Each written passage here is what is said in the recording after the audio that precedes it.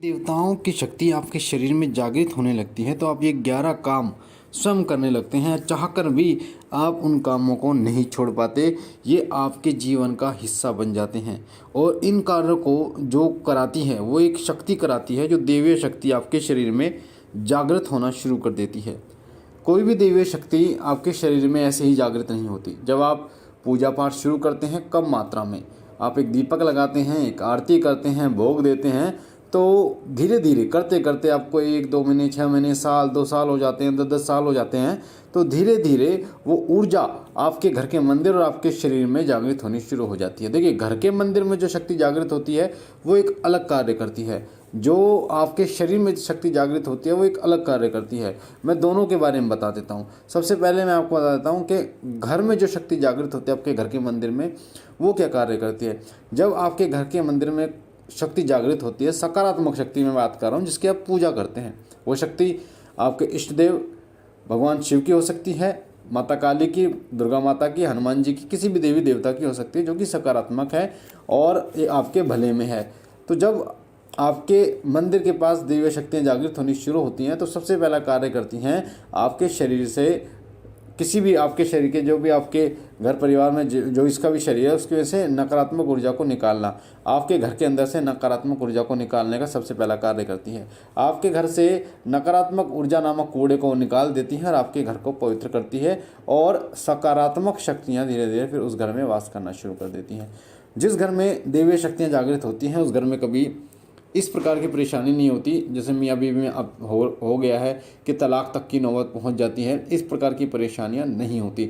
छोटे मोटे झगड़े चलते रहते हैं पर बहुत भयानक नहीं होते। उस घर में सुख शांति होती है, उस घर में देवताओं का वास होता है, उस घर के पितृ, कुलदेवी और कुलदेवता सदा प्रसन्न रहते हैं। जिस घर में देवी शक्तियों का वास होता है उस घर के खेड़ा देवता, जो ग्राम देवता, नगर देव खेड़ा कहा जाता है, और चौक चौराहे वाली माता, उन पर सदैव अपनी कृपा करती है, क्योंकि उनकी आज्ञा के बिना कोई भी शक्ति आपके घर में प्रवेश नहीं करती। तो जब ये देखते हैं कि आपसे ये शक्ति प्रसन्न है तो वो शक्तियाँ भी प्रसन्न हो जाती हैं। साथ ही ये जो शक्तियाँ हैं ये आपके दिमाग में ऐसे विचार उत्पन्न करती हैं जो विचार आपको आपके भौतिक जीवन को सुखमय बनाने के कार्य में आते हैं। जैसे आपके दिमाग में नए नए विचार आने शुरू हो जाते हैं, आइडिया आने शुरू हो जाते हैं काम धंधे से जुड़े हुए। साथ ही कुछ ऐसे कार्य जो घर पे आप कर सकते हो, बाहर आप कर सकते हो, ऐसे विचार आपके दिमाग में आने शुरू हो जाते हैं। आपके दिमाग से नकारात्मक विचारों को वो शक्ति निकालना शुरू कर देती है। और साथ ही उस घर में फिर कोई ऐसा व्यक्ति प्रवेश नहीं कर पाता जो नकारात्मक ऊर्जा से पीड़ित हो। वो शक्ति अगर उस घर में प्रवेश करना चाहेगी तो वो घर के बाहर ही रहेगी, अंदर नहीं जाएगी, या फिर उसको मार लगेगी, या फिर वो व्यक्ति खेलना शुरू कर देगा। तो ये कार्य तो वो शक्ति करती है जो आपके घर में जागृत हो जाती है।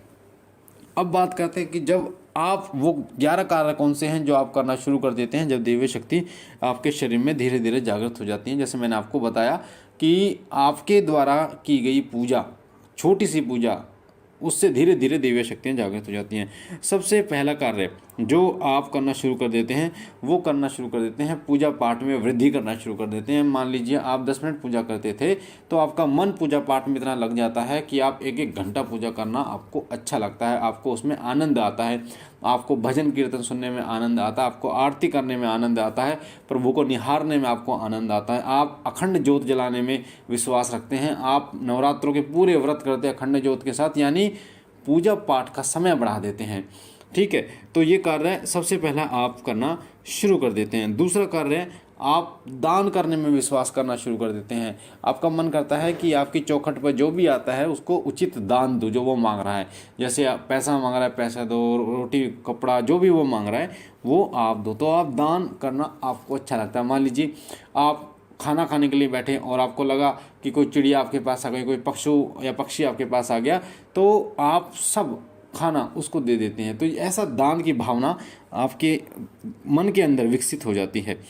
तीसरा कार्य, आपके मन में वो दया प्रेम भाव आ जाता है सभी के प्रति, चाहे वो कोई व्यक्ति है, पक्षी है, पशु है, उन सभी के प्रति आपके मन में इतना दया भाव आ जाता है कि आप उनके लिए कुछ भी करने के लिए तैयार रहते हैं। चौथा कार्य होता है कि आपका मन अपने आप मंदिर की तरफ आकर्षित होना शुरू हो जाता है। खास तौर पर जो सिद्धपीठ स्थान होते हैं, जैसे दिल्ली में माता कालका का मंदिर है, भैरव बाबा का मंदिर है, बटुक भैरव का मंदिर है, या फिर माँ कामाख्या का मंदिर है, या फिर माता बगलामुखी का मंदिर है, उनकी तरफ जो सिद्धपीठ मंदिर हैं उनकी तरफ आपका मन अपने आप ही आकर्षित होना शुरू हो जाता है। ये चौथा संकेत होता है, चौथा कार्य होता है जो आप करना शुरू कर देते हैं।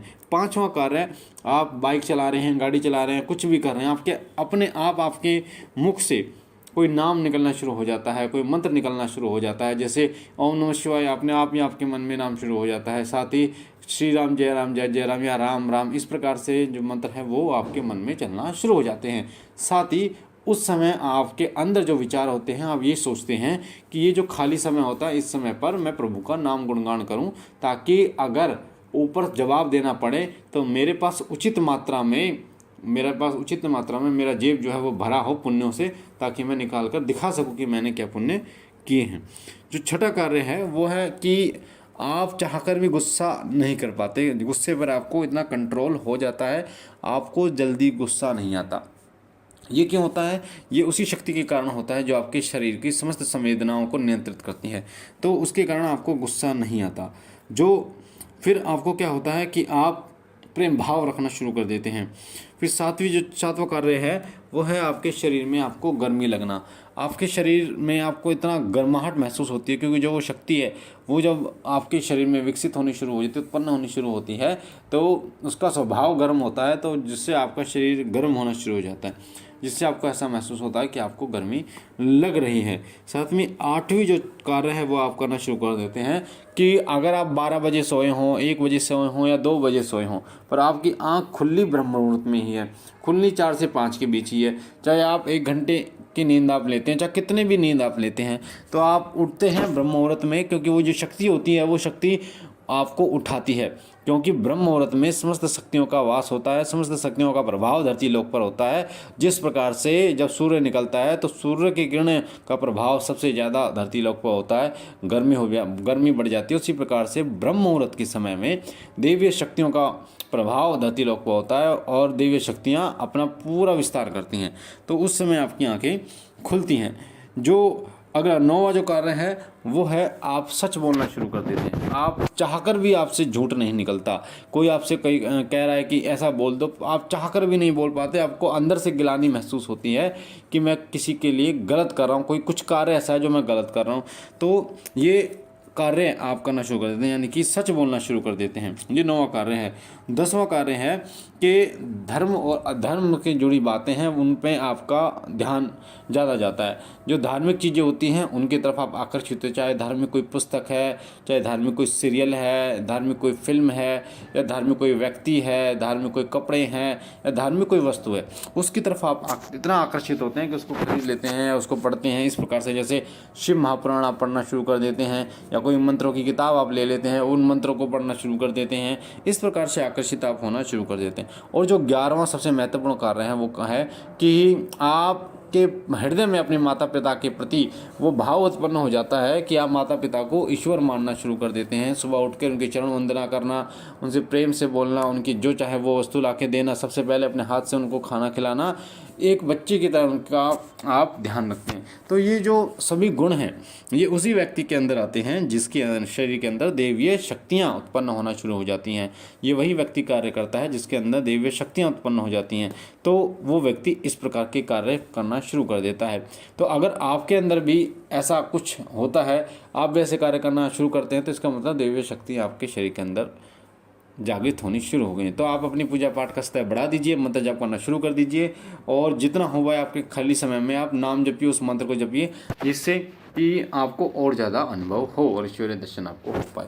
मुझे आशा है ये जानकारी आपको पसंद आई होगी। अगर आप पहली बार शिव कृपा परिवार पर हैं तो वीडियो के नीचे जो लाल कलर का बटन है सब्सक्राइब का, उसे दबा के चैनल को सब्सक्राइब कीजिए, लाइक कीजिए, शेयर कीजिए और लोगों तक, ताकि और लोगों तक ये जानकारी जाए। पूजा पाठ से संबंधित जानकारी प्राप्त करने के लिए बेल आइकन को दबाइए ताकि सबसे पहले आपको मिले। मैं बाबा भोलेनाथ से विनती करता हूँ, बाबा भोलेनाथ आप पर अपने सीम कृपा बनाए रखे, आप और आपका परिवार सदा सुखी रहे, स्वस्थ रहे, खुश रहे। हम मिलते हैं एक नई जानकारी के साथ, तब तक के लिए ओम नमः शिवाय, ओम नमः शिवाय, ओम नमः शिवाय।